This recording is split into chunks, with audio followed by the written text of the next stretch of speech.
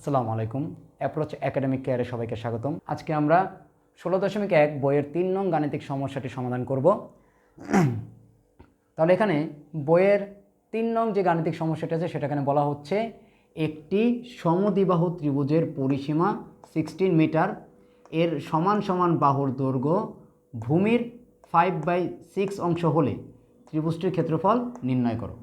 তো প্রথমে যে কথাটা হচ্ছে সেটা হচ্ছে এখানে যে ত্রিভুজের কথা বলা হচ্ছে সেটা একটি সমদ্বিবাহু ত্রিভুজ, আর সমদ্বিবাহু ত্রিভুজের ক্ষেত্রফলের সূত্র নিয়ে আমরা আগেও আলোচনা করেছি। তো এখানে যেহেতু ক্ষেত্রফল নির্ণয়ের কথা বলে দিয়েছে, তাহলে আমাদের সমদ্বিবাহু ত্রিভুজের ক্ষেত্রফল নির্ণয়ের সূত্র কি? সমদ্বিবাহু ত্রিভুজের ক্ষেত্রফল নির্ণয়ের সূত্র হচ্ছে b/4 ইন্টু √4a² - b²।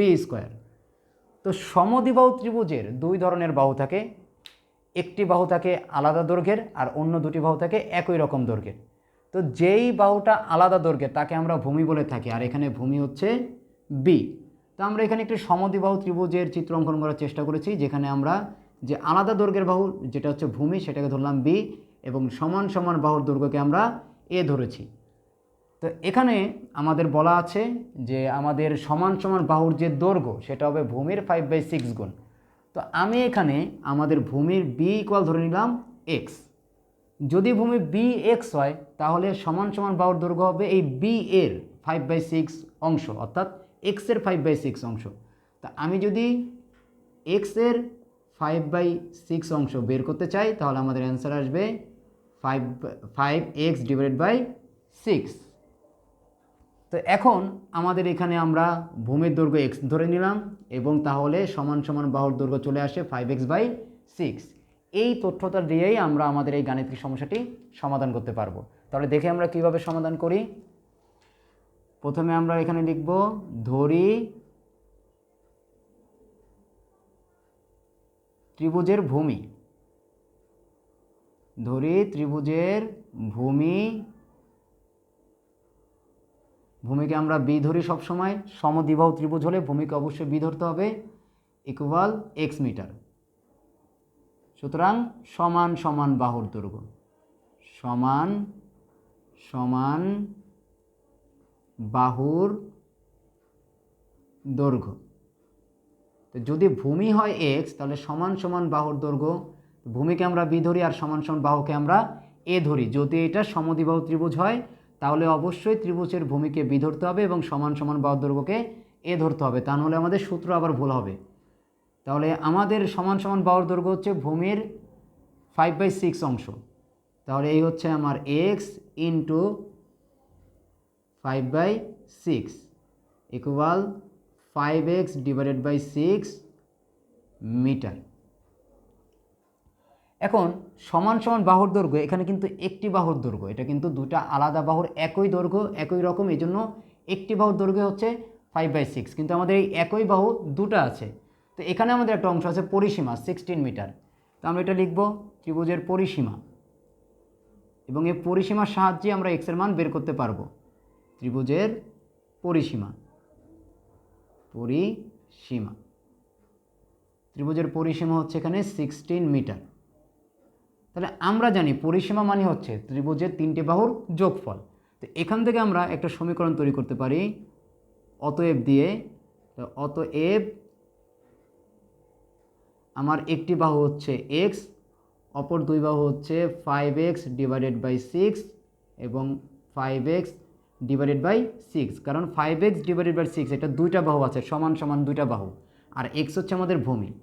তো এই তিনটা বাহুকে যোগ করলে আমাদের পরিসীমা পাওয়া যাবে, যার মান হচ্ছে 16 মিটার। এখন এখানে যদি আমি লসাগু করি এখানে আসবে 6, 6x + 5x + 5x ইকুয়াল 16, বা এখানে এই 6x + 5x + 5x করলে আসবে আমাদের 16x ইকুয়াল এই 6 এখানে গুণ হয়ে যাবে। তো 6কে যদি আমি এখানে গুণ করে দেই তো আমার এখানে আসবে 16 × 6 96। তো এখন আমরা এখানে এই যে 16 আছে এটাকে আমরা এই পাশে নিয়ে আসবো। তাহলে এখানে x ইকুয়াল 96/16 হবে, /16। তাহলে আমার x এর অ্যান্সার আসতেছে 6। তার মানে আমার ত্রিভুজের ভূমি বি ইকুয়াল হচ্ছে 6 মিটার। সুতরাং ত্রিভুজের ভূমি বি ইকুয়াল আসলো 6 মিটার। যদি ভূমি বি 6 মিটার হয় তাহলে আমার সমান সমান বাহুর দৈর্ঘ্য, যেখানে এক্স এর মান বসবে ইন্টু 5/6। সুতরাং সমান সমান বাহুর দৈর্ঘ্য সমান সমান বাহুর দৈর্ঘ্য, আর সমান সমান বাহুকে আমরা এ ধরব, যেখানে আমাদের এক্স আছে তো এখানে এক্সের মান 6 ইন্টু 5/6, তাহলে 6 কাটা চলে যায়, এখানে থাকে 5 মিটার। তাহলে আমরা এর মানও পেয়ে গেলাম, বির মানও পেয়ে গেলাম। এখন আমরা ক্ষেত্রফল নির্ণয় করব। তা আমরা যদি ক্ষেত্রফল নির্ণয় করি, সুতরাং ক্ষেত্রফলের সূত্র আমরা আগেই জেনেছি। সমদ্বিবাহু ত্রিভুজের ক্ষেত্রফলের সূত্র হচ্ছে b/4 √4a² মাইনাস b²। এখানে b হচ্ছে ভূমি এবং a হচ্ছে সমান সমান বাহুর দৈর্ঘ্য। তো b এর মান আমাদের এখানে 6 / 4 √4, এর মান হচ্ছে 5 স্কোয়ার মাইনাস 6, b এর মান 6 স্কোয়ার।